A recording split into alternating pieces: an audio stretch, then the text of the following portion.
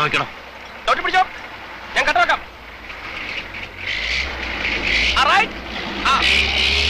മുന്നോട്ട് പോട്ടെ, മുന്നോട്ട് പോട്ടെ, മുന്നോട്ട് പോട്ടെ, മുന്നോട്ട് പോട്ടെ. പോട്ടെ, റൈറ്റ്. രക്ഷപ്പെട്ട് ഞാൻ വിചാരിച്ചിറങ്ങി പോകുന്നു. അങ്ങനെ ഇവൻ എന്നെ ചതിക്കുവോ? 10-12 കൊല്ലമായിട്ട് ഞാൻ പിടിക്കുന്നതായി വളയം. നമ്മുടെ സാമ്പത്തിക സ്ഥിതി ഇവൻ അറിയാം.